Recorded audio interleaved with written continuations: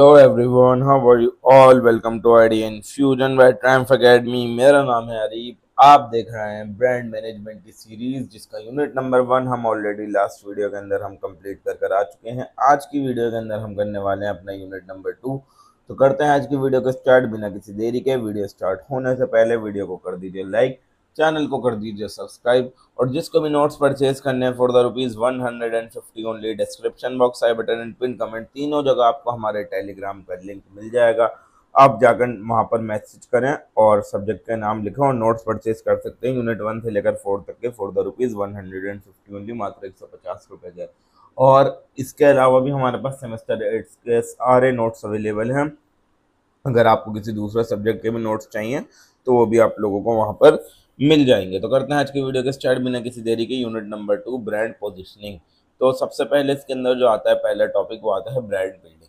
Brand building का मतलब ये है जब हम अवेयरनेस क्रिएट करते हैं अपनी ब्रांड के बारे में, ठीक है ना, कि लोगों को हमारी ब्रांड के बारे में पता चले, उनको हमारी ब्रांड के ऊपर भरोसा हो, हमारी ब्रांड की एक अलग आइडेंटिटी बने और एक अच्छी इमेज बन जाए, एक बहुत मजबूत इमेज बन जाए मार्केट के अंदर, कंज्यूमर्स के दिमाग के अंदर। तो इसी चीज को बनाने को, ब्रांड को अपने लोगों के दिमाग में बिठाने को ब्रांड बिल्डिंग बोला जाता है। यानी कि हम एक ऐसी ब्रांड बनाएं जिसको कस्टमर देखते ही पहचान जाए, ठीक है ना, और कस्टमर उसको याद रखे और कस्टमर हमेशा हमारी ही ब्रांड को प्रीफर करे। यानी कि जब भी खरीदने जाए तो वो हमेशा हमारी ही ब्रांड से चीज़ें खरीदे क्योंकि हमारी एक अच्छी इमेज बनी हुई है। तो ये चीज़ें डेवलप करना अपनी ब्रांड के अंदर ब्रांड बिल्डिंग बोला जाता है। तो ब्रांड बिल्डिंग ऐसा नहीं है कि आज हमने सोचा हो जाएगा कल होगा। ब्रांड बिल्डिंग एक लंबा प्रोसेस होता है, एक लॉन्ग टर्म प्रोसेस होता है, क्योंकि आप और कंपनी को ये करने में सालों लग जाते हैं कि ऐसे लॉयल कस्टमर्स बढ़ाने और अपनी बिजनेस की वैल्यू इंक्रीज कराने में। तब हर बिजनेस को जो है सालों लग जाते हैं अपनी ब्रांड बिल्ड करने में, अपनी इमेज बनाने में। फॉर एग्जांपल ये है कि मैकडोनल्ड है। मैकडोनल्ड ऐसा थोड़ी है कि आज उन्होंने रेस्टोरेंट खोला कल फेमस हो गया। ब्रांड मैकडोनल्ड ने जो क्या करा है, रेगुलरली जो है क्वालिटी की सर्विस दी है, फास्ट सर्विस दी है, और एक अपना लोगो बना दिया था, वो एम वाला जो होता है इनका लोगो। और ग्लोबल लेवल पर इन्होंने खूब एडवर्टाइजिंग करते हैं हर जगह। आज के टाइम में भी इतनी फेमस होने के बाद भी ये लोग जो है अपनी एडवर्टाइजिंग करना नहीं छोड़ते। और इसके पीछे का रीज़न क्या है? यही रीज़न है कि इनको अपनी ब्रांड बिल्ड करनी है। और ब्रांड बिल्ड ऐसा नहीं है कि एक बारी में कर ली तो हो गई, वो आपको रेगुलरली उसको अपडेट करता रहना पड़ता है, चेंज करते रहना पड़ता है। अगर आप वो चीज़ नहीं करोगे तो आप लोग मार्केट के अंदर पीछे रह जाओगे। तो ऑब्जेक्टिव्स हमारे यही हैं ब्रांड बिल्डिंग के, कि हम ब्रांड अवेयरनेस क्रिएट करें, लोगों को हमारी ब्रांड के बारे में जागरूकता हो, उन्हें हमारे प्रोडक्ट के बारे में पता लगे, और कस्टमर्स का भरोसा जीतने के लिए कि उनको हमारी कंपनी के ऊपर भरोसा हो, और अपने प्रोडक्ट को बिल्कुल अलग दिखाने के लिए कॉम्पिटिटर से कि जो हम चीज़ बना रहे हैं वो बेहतर बना रहे हैं और अच्छी चीज़ बना रहे हैं। इस चीज़ को शो करने के लिए ब्रांड बिल्डिंग की जाती है। कस्टमर की लॉयल्टी बढ़ाने के लिए, कस्टमर हमारी तरफ वफादार रहें, हमसे ही बार बार चीज़ें खरीदें। सेल्स बढ़ाने के लिए, जाहिर सी बात है जब अच्छी ब्रांड होगी तो सेल्स भी अच्छी खासी होगी, और जब सेल्स अच्छी होगी कंपनी की प्रॉफिटेबिलिटी भी अच्छी होगी, कंपनी बहुत बढ़िया प्रॉफिट कमाने लग जाएंगी। और कंपनी की साथ साथ जब कंपनी अच्छा प्रॉफिट कमाएगी और बढ़िया चल रही होगी तो कंपनी की मार्केट रेपुटेशन क्या हो जाएगी, बहुत अच्छी हो जाएगी, कंपनी का मार्केट के अंदर नाम हो जाएगा। तो अब ये जो ब्रांड बिल्ड की जाती है वो किस तरीके से की जाती है, ठीक है। अब मैंने बताया था ना कि ऐसा नहीं है कि आज सोचा कल ब्रांड बिल्ड हो गई, इसके लिए टाइम लगता है। तो क्या प्रोसेस है, किस तरीके से ये चीज़ें होती हैं? सबसे पहले आपको क्या करना पड़ता है, अपनी टारगेट ऑडियंस आइडेंटिफाई करनी होती है स्टेप्स के अंदर। कि कंपनी को सबसे पहले ये पता होना चाहिए कि मैं किन लोगों को सामान बेच रहा हूँ, मेरे कस्टमर्स कौन है, उन लोगों की एज कितनी होने वाली है, वो लोग कमाने कितने वाले हैं, उन लोगों का लाइफ स्टाइल कैसा होना चाहिए, वो लोग क्या प्रीफर करेंगे, क्या चीज़ें देखेंगे, और क्या उनका बाइंग बिहेवियर होगा, किस तरीके से जो है वो चीज़ें खरीदेंगे, कि एक बार खरीदेंगे महीने में, या फिर महीने में 2-3 बार खरीदेंगे, या फिर साल में एक बार खरीदेंगे, तो क्या उनका बाइंग बिहेवियर होगा। सबसे पहले ये समझना चाहिए कि फॉर एग्जांपल अगर हम एक लग्जरी ब्रांड बना रहे हैं तो लग्जरी ब्रांड बनाने के लिए हमें टारगेट जो करना पड़ेगा, हाई इनकम कंज्यूमर को करना पड़ेगा, उन लोगों को करना पड़ेगा जिनकी इनकम बहुत अच्छी है, ठीक है ना, बहुत अच्छा कमाते हैं वो। तो लग्जरी ब्रांड के लिए हाई इनकम कंज्यूमर को हम टारगेट करेंगे। और फिर दूसरा करेंगे हम ब्रांड का पर्पस और ब्रांड की वैल्यू क्या है हमारी, कि ये जो हमने ब्रांड बनाई है, इस ब्रांड बनाने के पीछे का मकसद और इसकी वैल्यू क्या है। यानी कि ब्रांड को जो है अपना क्लियरली ये चीज़ कम्युनिकेट करनी है कि हमारे ब्रांड का मतलब क्या है, व्हाट इट स्टैंड फॉर, हमारा मिशन क्या है, हमारी वैल्यूज़ क्या है। तो कंज्यूमर जो है ब्रांड से ज़्यादा उसकी वैल्यूज़ से कनेक्ट करते हैं, ठीक है। तो आपको अपने कस्टमर्स तक क्या पहुंचाना है, वैल्यू पहुंचानी है। और तीसरी चीज़ आ गई एक ब्रांड आइडेंटिटी बनाना, यानी कि अपनी जो है पहचान बनाओ, जैसे अपनी ब्रांड का एक नाम रखो, एक लोगो बनाओ, कुछ ऐसे कलर्स रखो जिससे जो है लोग आपकी ब्रांड को आइडेंटिफाई कर ले, अच्छे से पैकेजिंग बनाओ, अच्छी सी टैगलाइन बनाओ अपने क्या नाम है ब्रांड की। तो ये सारी चीज़ें करोगे तो आपकी क्या बनेगी, ब्रांड आइडेंटिटी बनेगी। तो ये एलिमेंट्स हमने लास्ट यूनिट के अंदर भी पढ़े थे, कंज्यूमर्स को मदद करते हैं ब्रांड को रिकॉग्नाइज करने के लिए। ब्रांड का नाम, लोगो, कलर, पैकेजिंग, टैगलाइन से जो है आपको जो है ब्रांड के नाम याद आ जाते हैं। बहुत सारे ब्रांड के नाम आपको उनके नाम से याद होंगे, किसी का नाम उनका लोगो से याद होगा आपको, ठीक है ना। और ब्रांड पोजीशनिंग भी होती है। ब्रांड पोजीशनिंग का मतलब ये होता है कि कंपनी ये चीज़ डिसाइड करती है कि वो जो है कि हमारे कंज्यूमर जो है हमारी ब्रांड को किस तरीके से देखें as compare to the competitor, ठीक है। उस चीज़ को बोला जाता है ब्रांड पोजीशनिंग, कि हमारे कंज्यूमर हमें कैसा देखते हैं as compare to the competitor. For example जैसे कि वॉल्वो है, वॉल्वो किस चीज़ को शो करती है, सेफ्टी को शो करता है। नाइकी है, नाइकी किस चीज़ को शो करता है, परफॉर्मेंस को, मोटिवेशन को। ये चीज़ बोली जाती है ब्रांड पोजीशनिंग। और उसके अलावा होती है कंसिस्टेंट कम्युनिकेशन, यानी कि जो ब्रांड का मैसेज होना चाहिए वो हर प्लेटफॉर्म पर, हर जगह जो है, हर चैनल पर सेम होना चाहिए, ठीक है। जैसे कि एडवर्टाइजिंग के अंदर भी हमें सेम लोगो, सेम चीज़ें यूज़ करनी है, सोशल मीडिया के ऊपर भी, पैकेजिंग के ऊपर भी, कस्टमर सर्विस के ऊपर भी। तो हर जगह जो है हमें सेम लोगो जो है और सेम नाम जो है, सेम चीज़ें यूज़ करनी है। तो कंसिस्टेंसी होनी चाहिए। कंसिस्टेंसी की वजह से जो है ना लोगों का भरोसा बढ़ता है, लोगों का ट्रस्ट बढ़ता है। तो कंसिस्टेंसी लाओ आप अपनी चीज़ों के अंदर। और एक ये है डिलीवरिंग क्वालिटी एंड एक्सपीरियंस, यानी कि एक अच्छी जो स्ट्रॉन्ग ब्रांड होती है वो जो है अपना प्रॉमिस फुलफिल करती है, जो अपने कंज्यूमर से कहती है। यानी कि जो आप चीज़ कस्टमर से वादे कर रहे हो तो उस चीज़ को साथ साथ फुलफिल भी करो, झूठे वादे ना करो। अगर आप अच्छी क्वालिटी बोल रहे हो कि हम अच्छी क्वालिटी देते हैं, तो अच्छी क्वालिटी की चीज़ें दो, कस्टमर्स को अच्छा पॉजिटिव एक्सपीरियंस दो। अगर आप लोग झूठ बोलोगे और अच्छी चीज़ें नहीं दोगे तो कस्टमर लॉयल आप पे नहीं होंगे। कस्टमर लॉयल्टी आपकी अच्छी क्वालिटी और पॉजिटिव एक्सपीरियंस से ही बनती है, ठीक है। अब सेकंड हमारा टॉपिक आता है identifying and establishing brand positioning and values. सबसे पहले हम ब्रांड पोजिशनिंग का मतलब समझते हैं। तो ब्रांड पोजिशनिंग का मतलब ये होता है कि जब हम अपनी ब्रांड की एक अलग खास जगह बनाते हैं, यूनिक प्लेस बनाते हैं कस्टमर्स के दिमाग में, ठीक है ना, कि हम कॉम्पिटिटर से कैसे अलग हैं, कि हमारी ब्रांड जो है हमारे कॉम्पिटिटर से कैसे बेहतर है, कैसे अलग है। ये चीज़ कस्टमर्स के दिमाग में सेट करना ब्रांड पोजीशनिंग कहलाया जाता है।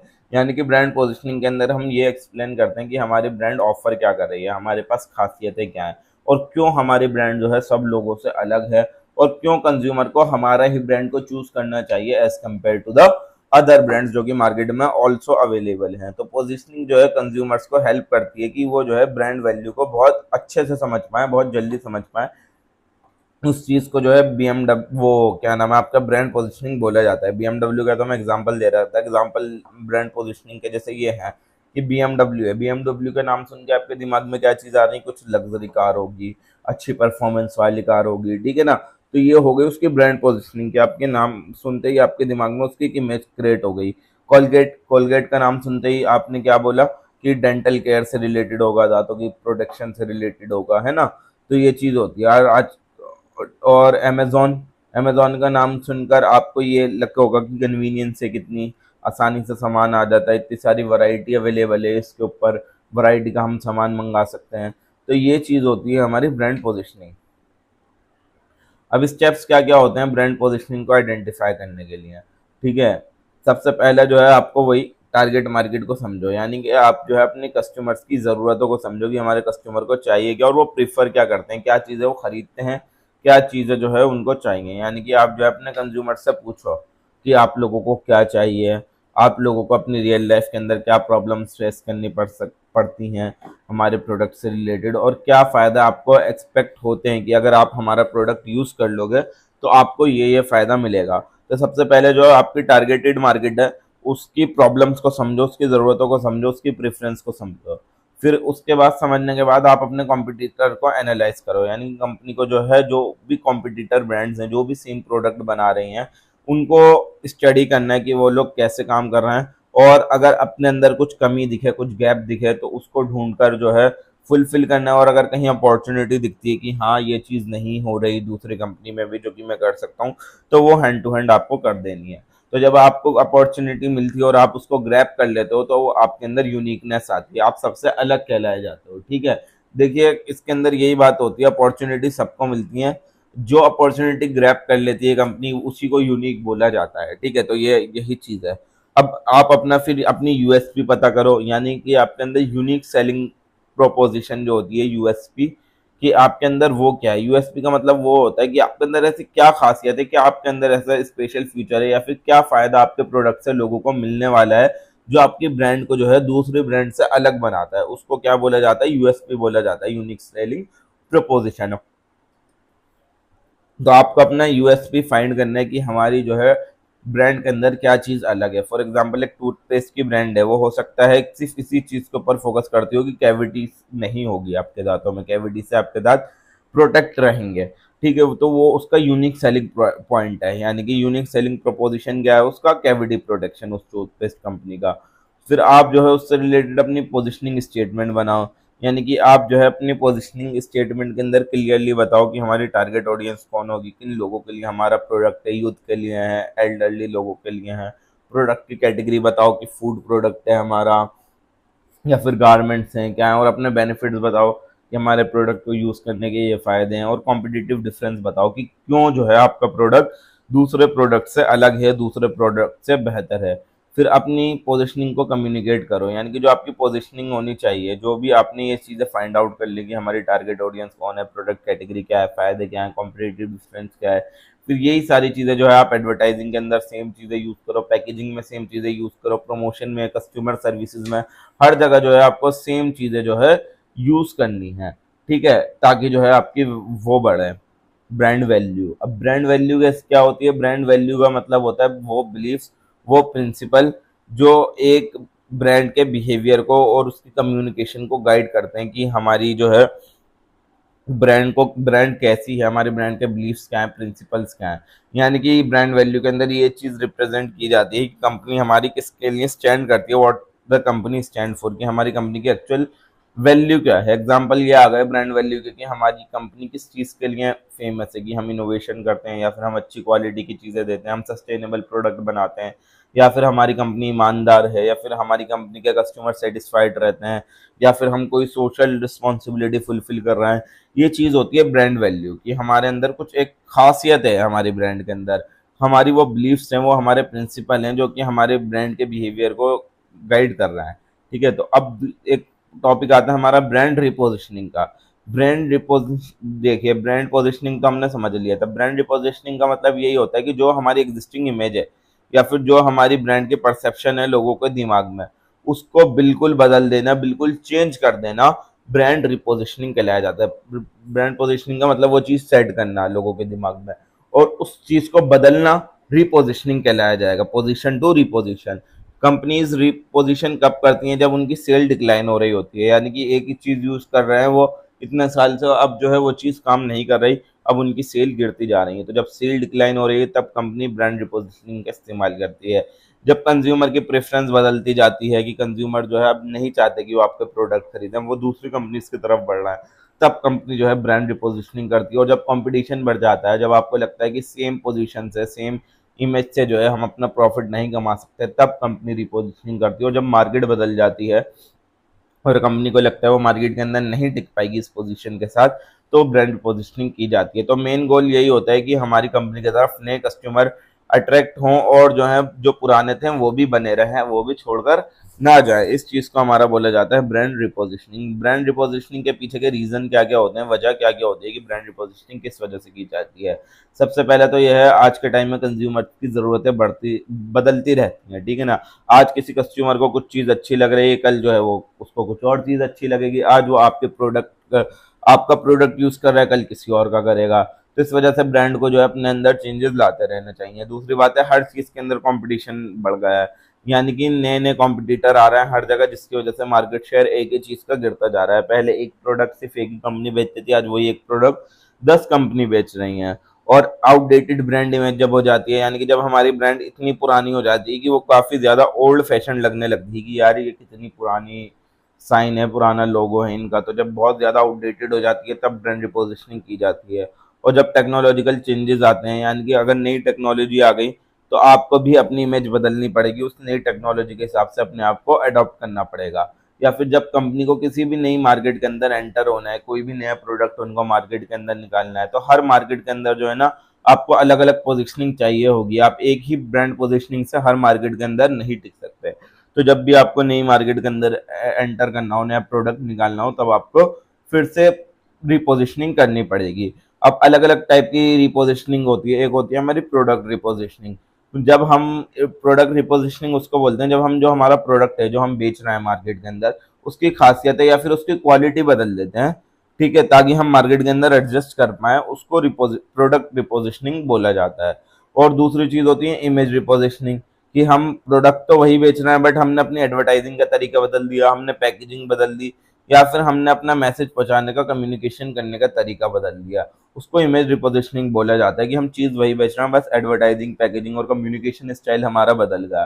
तीसरी चीज होती है मार्केट रिपोजिशनिंग। मार्केट रिपोजिशनिंग तब की जाती है जब हम नई ऑडियंस को टारगेट कर रहे होते हैं कि और लोग जो है हमसे कनेक्ट हों, तो उस चीज को बोला जाता है मार्केट रिपोजिशनिंग। अब स्टेप्स क्या क्या क्या आते हैं ब्रांड रिपोजिशनिंग करने के अंदर? सबसे पहले आप क्या करोगे, मार्केट रिसर्च करोगे, मार्केट के बारे में पूरी जानकारी निकाल लोगे, आप कंज्यूमर्स को ओपिनियन को समझोगे कि कस्टमर्स क्या चाहते हैं हमसे मार्केट के, और मार्केट के अंदर क्या ट्रेंड चल रहा है, क्या चीजें लोग ज्यादातर खरीद रहे हैं। जब आपको मार्केट के बारे में पूरी नॉलेज हो जाएगी, आप अपनी वीकनेस को आइडेंटिफाई करोगे। आप ये देखोगे कि मेरी जो करंट पोजीशनिंग है जो मैंने फिलहाल अभी बना रखी है वो इनफेक्टिव क्यों है, वो चल क्यों नहीं रही, और दूसरे लोग इतनी जल्दी फेमस, इतनी जल्दी दूसरों लोगों के प्रोडक्ट क्यों बिकते जा रहा है। ठीक है, आप अपनी वीकनेस आइडेंटिफाई करो। फिर उसके बाद जो है अपनी, जब आपको कमी पता लग जाए कि अच्छा मेरे अंदर ये कमी थी जिस वजह से मेरे प्रोडक्ट नहीं बिक पा रहे और दूसरे लोग ये यूज कर रहे हैं, तो आप जो है अपनी नई पोजिशनिंग बनाओ। आप बिल्कुल अपनी एक नई फ्रेश जो है ब्रांड इमेज बनाओ जो मार्केट के अंदर बिल्कुल यूनिक हो और जो है बिल्कुल अलग हो। और फिर आप जो है अपने कम्युनिकेशन के अंदर चेंजेस करो, यानी कि जो जो तरीका आप एडवर्टाइजिंग के अंदर यूज करते थे, जो प्रमोशन का तरीका आप यूज करते थे, वो सारी चीजें बदलो। एडवर्टाइजिंग का तरीका, प्रमोशन का तरीका, सब चीजें बदल दो, ताकि कंज्यूमर्स को जो है नई, जो आपकी नई पोजिशनिंग है, रिपोजिशनिंग जो आपने कर दी, उसके बारे में उन लोगों को इन्फॉर्मेशन मिल जाए और कस्टमर्स के रिस्पॉन्स को जो है मॉनिटर करते रहो। ठीक है, कि अब जो हमने नई रिपोजिशनिंग करी है, जो हम नई चीजें लेकर आए हैं, तो कस्टमर्स का क्या रिस्पॉन्स आ रहा है, कि रिपोजिशनिंग करने के बाद कस्टमर्स हमें क्या रिएक्शन दे रहे हैं, और हमारी परफॉर्मेंस के ऊपर जो है क्या चीज़ें हमारी आ रही हैं, क्या फ़र्क हमारा पड़ रहा है, हमारी सेल बढ़ रही है या फिर नहीं बढ़ रही। तो अब रिस्क क्या होते हैं ब्रांड रिपोजिशनिंग करने के लिए? सबसे पहले तो ये हो सकता है कि जो आपके एग्जिस्टिंग कस्टमर थे, जो आपकी उस ब्रांड इमेज को देखकर आते थे, हो सकता है वो लोग चले जाएं, वो बोले यार इन्होंने तो अपनी ब्रांड ही बदल दी, तो अब हम क्या करें। और कंफ्यूजन भी हो सकता है कंज्यूमर के बीच में, वो समझने लग जाएंगी कहीं ये दूसरे ब्रांड तो नहीं, जब आप बिल्कुल यूनिक प्रोडक्ट निकालते हो। और जब ब्रांड रिपोजिशनिंग करते हो तो मार्केटिंग कॉस्ट भी बहुत ज़्यादा आती है, जाहिर सी बात है, खर्चा भी आपका बहुत ज़्यादा होता है। और कभी कभी लोगों का परसेप्शन ही चेंज नहीं हो पाता, आप इतना ज़्यादा पैसा लगाते हो मगर स्टिल जो है लोग अपना परसेप्शन चेंज नहीं करता आपकी इमेज के बारे में, वो वही सोचते रहते हैं जो पहले सोचते थे। अब ब्रांड के जो है ना लाइफ स्टेजेस आते हैं, अलग अलग स्टेजेस आते हैं। वैसा नहीं है कि एक ब्रांड जो है एक ही स्टेज पर रहती है, ठीक है ना, तो उसके जो है पूरा अलग एक प्रोडक्ट लाइफ साइकिल होता है। जैसे कि कोई भी एक प्रोडक्ट आता है तो उसका एक लाइफ साइकिल होता है, इसी तरह एक ब्रांड का भी एक लाइफ साइकिल होता है। तो ये जो आपका इसका ग्राफ बनता है ना, वो कुछ इस तरीके से हमारा जो है ग्राफ इसका बन रहा होता है, और ये 4 फेजेस के अंदर हमारा डिवाइडेड होता है। ठीक है, सबसे पहले जो इसके अंदर आता है ना, इंट्रोडक्शन स्टेज आता है स्टेज ब्रांड की। यहाँ पर जो है आपकी क्या हुआ, इंट्रोडक्शन स्टेज के अंदर आपकी ब्रांड जो है मार्केट के अंदर नई नई लॉन्च हुई है, अभी अभी लोगों को उसके बारे में पता लगना शुरू हुआ है, लोगों को इतनी ज्यादा उस ब्रांड के बारे में अवेयरनेस नहीं है, लोग आपके प्रोडक्ट को जानते नहीं है। तो इस टाइम पर जो है ना आपके प्रमोशनल कॉस्ट बहुत ज्यादा आएगी, आपको फेमस होने के लिए अपना खर्चा बहुत ज्यादा करना पड़ेगा। तो और फिर जो है, और आपकी सेल्स भी इतनी नहीं होंगी शुरुआती टाइम में। जब भी कोई नई चीज़ आती है तो उसको खर्चा बहुत करना पड़ता है और सेल्स उसकी इतनी होती नहीं है, क्योंकि वो अभी अभी आई है। तो ऑब्जेक्टिव आपका मेन इंट्रोडक्शन स्टेज के अंदर यही होगा कि लोगों को अवेयरनेस हो जाए आपके प्रोडक्ट के बारे में, उन लोगों को पता लग जाए कि हाँ आप भी ये चीज़ बेचते हो, और कस्टमर्स अट्रैक्ट हो, नए कस्टमर्स आए, नए कस्टमर्स क्या सभी नए होंगे आपके लिए तब, कि सब लोग आए आपसे चीज़ें खरीदें और आपकी एक रिकॉग्निशन क्रिएट हो, लोगों के दिमाग में आपकी एक इमेज बने, लोगों को पता लगे कि हाँ ये भी एक कंपनी है मार्केट के अंदर जो अच्छी चीज़ें बेच रही है। फिर जब आपसे लोग कनेक्ट होना शुरू हो जाएंगे, फिर आपका सेकंड स्टेज शुरू होगा, जो कि ऊपर थोड़ा बढ़ता हुआ ग्राफ था ग्रोथ स्टेज का। ग्रोथ स्टेज के अंदर क्या होगा, जब लोगों को आपके प्रोडक्ट के बारे में पता लग गया, उनको आपका प्रोडक्ट अच्छा लगा, तो आप क्या होगी, आपकी सेल्स बढ़नी शुरू हो जाएगी, लोग आपके प्रोडक्ट को खरीदने लग जाएंगे, आपकी पॉपुलैरिटी बढ़ जाएगी, हर कोई आपके प्रोडक्ट को प्रेफर्स करेगा और आप जो है अब अपना कस्टमर बेस बढ़ जाएगा, आपका ज़्यादा से ज़्यादा लोग आपसे प्रोडक्ट खरीदेंगे और जो है मार्केट के अंदर आप कंपटीशन बढ़ा दोगे, क्योंकि एक नई ब्रांड आ गई जो कि बहुत ज़्यादा मार्केट के अंदर चल रही है, तो पुराने ब्रांड्स को जो ऑलरेडी एग्जिस्ट करती थी उसी मार्केट के अंदर उनके लिए कंपटीशन बढ़ गया। तो ऑब्जेक्टिव यही होगा कि इस टाइम के अंदर, ग्रोथ स्टेज के अंदर, आपको लॉयल कस्टमर बनाने अपने की जो आपकी ब्रांड से ही जुड़े रहें और पोजीशनिंग अपनी मजबूत करनी है, लोगों के दिमाग में अपनी इमेज अच्छी बनानी है और डिस्ट्रीब्यूशन को बढ़ाना है कि जितना ज़्यादा अपना बिजनेस बढ़ सके इस टाइम पर आपको बढ़ाना है। ये चीज़ होती है ग्रोथ स्टेज। फिर एक आ जाता है मेच्योरिटी स्टेज। मेच्योरिटी स्टेज जो सबसे पीक वाला पॉइंट होता है ना, यहाँ पर वो जो ग्राफ के अंदर जा रहा था, इंट्रोडक्शन फिर ग्रोथ फिर एक पीक वाला पॉइंट आया, वो होता है मेच्योरिटी स्टेज। यहाँ पर आकर जो है आपकी सेल्स जो होती हैं स्टेबल हो जाती हैं, यानी कि अब आपकी सेल्स जो है बढ़ेंगी नहीं। अब जितने लोग आपके साथ जुड़ने थे जुड़ गए, अब सब लोग आपसे ही प्रोडक्ट खरीद रहे हैं जो खरीदते थे, और आपकी मार्केट पोजीशनिंग बहुत अच्छी हो गई, लोगों के दिमाग में आपकी अच्छी इमेज है, अब रेगुलरली आपकी चीज़ें बिक रही हैं, बढ़िया चल रहा है आपका। अब जो है बट यहाँ पर ये आ गया कि अब कंपटीशन भी बहुत ज़्यादा बढ़ गया है। अब मार्केट में आप अकेले नहीं हो जो मैच्योरिटी स्टेज पर हैं, बहुत सारे लोग मैच्योरिटी स्टेज पर हैं और कंपटीशन जो है बहुत ज़्यादा बढ़ गया है। और अब आपकी ब्रांड रिकॉग्निशन एस्टेब्लिश्ड हो गई है, लोगों के दिमाग में आपकी इमेज जो है सेट हो गई है। अब उनको पता है कि ये प्रोडक्ट है और ये यहाँ पर भी बिकता है, अब लोगों को पता है बस आपके बारे में, मैच्योरिटी स्टेज आ गया है। तो ऑब्जेक्टिव्स आपके यही होंगे कि अब आपको मार्केट शेयर मेंटेन करके रखना है। अब आपको जो है ना अपने प्रोडक्ट को नीचे नहीं लेके जाना। अब आपको अगर बढ़ा नहीं सकते तो यहीं तक मेंटेन करके रखो और हमेशा अपने आप को अपने कॉम्पिटिटर से अलग दिखाओ, हमेशा अपने आप को जो है अपने कॉम्पिटिटर से बेहतर दिखाओ। अगर आप नहीं चलोगे तो आपका एक और स्टेज आ जाएगा, वो मैं अभी बताऊंगा। और यहाँ पर आप इनोवेशन करते रहो, नई नई चीज़ लाते रहो। अगर नई चीज़ नहीं लाए तो जाहिर सी बात है, अगर आप नई चीज़ नहीं लाए आपका लास्ट स्टेज आ जाएगा जो कि होता है हमारा डिक्लाइन स्टेज। अब डिक्लाइन स्टेज के अंदर क्या होगा, अगर आप मार्केट के अंदर ये चीज़ ऑब्जेक्टिव आप फुलफिल नहीं कर पाए कि आप इनोवेशन नहीं लाए, आप ने अपने आप को कॉम्पिटिटर से अलग नहीं दिखाया, आप मार्केट शेयर मेंटेन नहीं कर पाए, तो आपका डिक्लाइन स्टेज आएगा जहां पर आपकी सेल्स गिरने लग जाएंगी, ठीक है ना।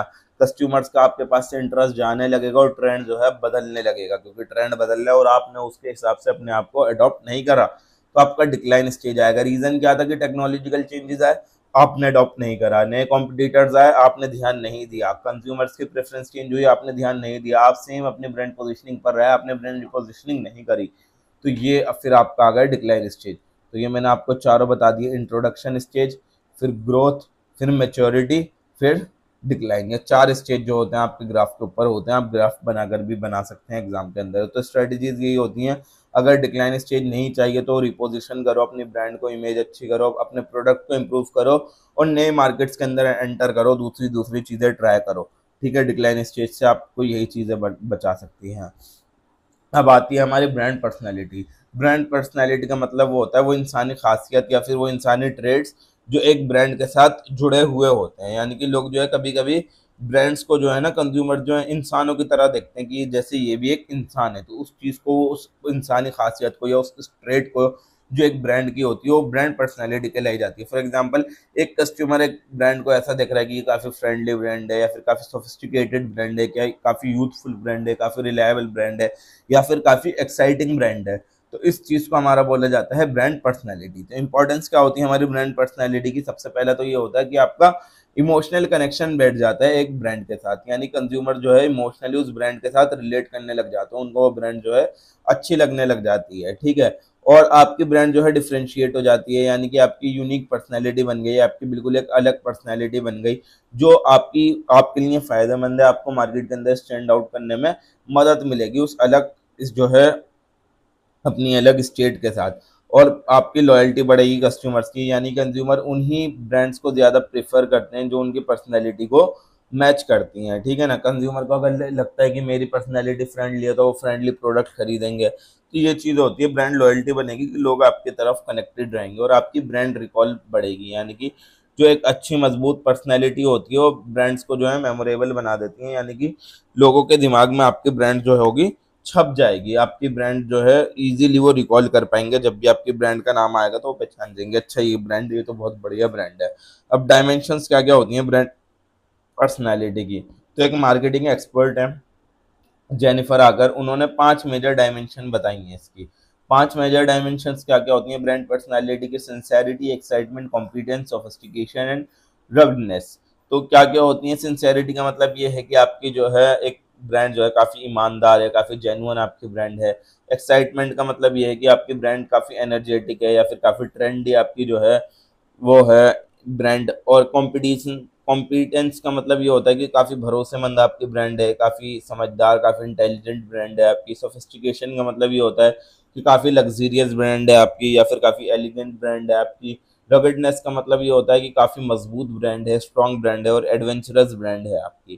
ठीक है, ये चीज़ें हमारी 5 डायमेंशन होती हैं ब्रांड पर्सनैलिटी की, जो कि होती हैं sincerity, excitement, competence, sophistication and ruggedness. For example brand personality की ये आ गई कि आपने टेस्ला का नाम सुना, तो टेस्ला का नाम सुनते ही आपके दिमाग में क्या आने लगा, इनोवेशन या फिर फ्यूचरिस्टिक चीज़ है, ये हो गई ब्रांड पर्सनैलिटी। डिज्नी का नाम सुना, डिज्नी का नाम सुनते ही आपके दिमाग में क्या आने लगा, फन और मैजिकल चीज़ है।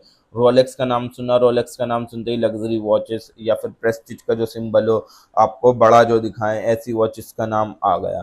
अब ब्रांड इमेज क्या होती है, ब्रांड इमेज का मतलब वो होता है ओवरऑल परसेप्शन या फिर वो ओवरऑल इंप्रेशन जो कंज्यूमर के दिमाग में होता है आपकी ब्रांड के बारे में, वो आपकी ब्रांड इमेज बोली जाती है। तो हम पीछे भी देख कर आ चुके हैं। अब ये कैसे बनती है, लोगों के एक्सपीरियंस से, अगर उनको अच्छा एक्सपीरियंस मिलेगा, अच्छी ब्रांड इमेज बनेगी, अच्छी एडवर्टाइजिंग करी, अच्छी ब्रांड इमेज बनेगी, अच्छे रिव्यू है, अच्छी ब्रांड इमेज बनेगी, वर्ड ऑफ माउथ अच्छा हुआ, लोग आपके प्रोडक्ट के बारे में अच्छी बातें कर रहे हैं तो अच्छी ब्रांड इमेज बनेगी, प्रोडक्ट क्वालिटी आपकी अच्छी हुई तो अच्छी इमेज बनेगी। तो ब्रांड इमेज जो है कंज्यूमर्स के दिमाग में छप जाती है आपकी। ठीक है, तो खासियतें यही होती हैं हमारी ब्रांड इमेज की कि ये कंज्यूमर बेस्ड होती है, यानी कि आपकी कंज्यूमर की परसेप्शन पर डिपेंड होती है। अगर उसको ये सारी चीज़ें अच्छी मिली तो आपकी ब्रांड इमेज भी अच्छी बनेगी। और इमोशनल और फंक्शनल दोनों चीज़ें होती हैं यहाँ पर, इमोशनल भी और फंक्शनल भी, यानी कि यहाँ पर आपकी फीलिंग और प्रैक्टिकल बेनिफिट दोनों चीज़ें इंक्लूड होते हैं। अगर आपको उस प्रोडक्ट से फ़ायदे मिल रहे हैं तब भी ब्रांड इमेज अच्छी बनेगी, और अगर उनकी फीलिंग आपकी ब्रांड की तरफ अच्छी है, आपकी ब्रांड को अच्छा समझते हैं, तब भी जो है आपकी ब्रांड इमेज अच्छी बनेगी। तीसरी चीज़ हो गई डायनामिक, यानी कि ये जो है ओवर टाइम चेंज होती रहती है। किसी भी एक प्रोडक्ट के बारे में ब्रांड इमेज हमेशा ठीक नहीं रहती, 2-3 बार यूज़ करा अच्छी ब्रांड इमेज बन गई, बट 1-2 बार से गलत रिव्यू, गलत चीज़ें हो रही हैं, वो प्रोडक्ट अच्छे से काम नहीं कर पा रहा, तो हमारी ब्रांड इमेज जो है चेंज हो गई। तो ये जो है हमारे एक्सपीरियंस के अकॉर्डिंगली या फिर किस तरीके से वो मैसेज कम्युनिकेट कर रहे हैं उसके अकॉर्डिंगली जो है चेंज होती रहती है। उन्होंने एडवर्टाइजिंग चेंज कर दी, नहीं एडवर्टीजमेंट अच्छा नहीं है तो कोई नहीं खरीद रहा। अब फैक्टर्स क्या क्या होते हैं जो ब्रांड इमेज को अफेक्ट करते हैं, सबसे पहले तो ये होता है प्रोडक्ट क्वालिटी। अगर आपकी अच्छी क्वालिटी दे रहा हो तो आपकी इमेज भी अच्छी होगी, बेकार क्वालिटी दे रहा हो तो इमेज भी खराब हो जाएगी। दूसरी चीज़ होती है एडवर्टाइजिंग, यानी कि अगर अच्छी इफेक्टिव एडवर्टीजमेंट हो रही है तो लोगों के दिमाग में पॉजिटिव परसेप्शन बनेगा, पॉजिटिवली आपकी कंपनी को, आपके ब्रांड को देखेंगे। और अगर एडवर्टीजमेंट ठीक नहीं हो रही तो पॉजिटिव परसेप्शन बनना बहुत ज़्यादा मुश्किल है। तीसरी चीज़ आती है कस्टमर एक्सपीरियंस, यानी कि अगर लोगों के पास पॉजिटिव एक्सपीरियंस है तो आपकी ब्रांड इमेज भी मजबूत होगी, और पॉजिटिव एक्सपीरियंस नहीं मिल रहा है लोगों को तो ब्रांड इमेज अच्छी नहीं होगी। चौथी चीज़ आ गई प्राइसिंग, यानी कि प्राइस भी जो है परसेप्शन और क्वालिटी एंड वैल्यू को के ऊपर फर्क डालते हैं। अगर प्राइस आपने हाई कर रखे हैं तो उससे ये लगेगा कि हाँ ये कंपनी जो है अच्छी क्वालिटी की चीज़ें बेच रही है, अच्छी वैल्यू की चीज़ें बेच रही है। और प्राइस आपने बहुत ही गिरा रखे हैं जो मार्केट से भी कम है, तो हम ये सोचेंगे कि या तो ये बेकार क्वालिटी की चीज़ें बेच रही हैं या फिर इस कंपनी की वैल्यू बेकार है। उसके अलावा सोशल मीडिया और रिव्यूज़ भी होता है, यानी कि लोग आज के टाइम में हर चीज़ को खरीदने के बाद ऑनलाइन ओपिनियन डाल रहे हैं, जिससे ब्रांड इमेज के ऊपर बहुत ज़्यादा फर्क पड़ता है ना। कि आपका कोई इन्फ्लुएंसर है, आपने फॉलो कर रखा है, उसने अगर किसी ब्रांड को अच्छा बोलेगा तो लोग खरीद लेंगे, ब्रांड को बुरा बोल रहा है तो लोग अवॉइड करेंगे ऐसे ब्रांड्स को खरीदना। तो इंपॉर्टेंस यही होती है ब्रांड इमेज की, ये परचेज डिसीजन को इन्फ्लुएंस करती है, यानी कंज्यूमर उन्हीं ब्रांड्स को ज़्यादा प्रेफर करते हैं जिनकी मार्केट के अंदर इमेज काफ़ी ज़्यादा पॉजिटिव हो, जिनकी इमेज मार्केट के अंदर बहुत अच्छी बनी हुई हो। दूसरी बात है कस्टमर लॉयल्टी बिल्ड होती है, यानी कि जो एक मजबूत इमेज होती है, एक अच्छी इमेज होती है, उससे रिपीट परचेज होते हैं। रिपीट परचेज का मतलब यही है कि लोग बार बार आपके जो है आपसे वो प्रोडक्ट खरीदेंगे और एक कॉम्पिटिटिव एडवांटेज आपका बनेगा, यानी कि एक पॉजिटिव इमेज जो है आपकी ब्रांड को जो है डिफरेंशिएट करती है, आपको अलग बनाती है और दूसरे प्रोडक्ट से। ठीक है ना। और आपकी जो है प्रीमियम प्राइसिंग को यहाँ पर सपोर्ट मिलेगा, यानी कि जो भरोसेमंद ब्रांड होती हैं, जो ट्रस्टेड ब्रांड होती हैं, तो कंज्यूमर उन लोगों के ऊपर जो है अच्छे खासे पैसे पे करने को तैयार हो जाते हैं, ठीक है ना। और जिन लोगों के ब्रांड इमेज अच्छी नहीं होती, उन लोगों को पैसे देने से लोग डरते हैं कि यार ये खराब तो नहीं निकलेगी। So that is all for today guys. Video पसंद आई हो तो वीडियो को लाइक करें, चैनल को सब्सक्राइब करें और बने रहें आइडिया इन्फ्यूजन के साथ। हम मिलते हैं आपके नेक्स्ट वीडियो में, नेक्स्ट यूनिट के साथ, यूनिट नंबर 3 के साथ। और जिसको भी नोट्स परचेज करने हैं फॉर द ₹150 ओनली, मात्र ₹150 में, unit 1 to 4 description box, I button and pin comment, तीनों जगह आपको हमारे टेलीग्राम का लिंक मिल जाएगा। आप जाकर नोट्स परचेज कर सकते हैं। Thank you so much for watching. मिलते हैं नेक्स्ट वीडियो में यूनिट नंबर 3 के साथ।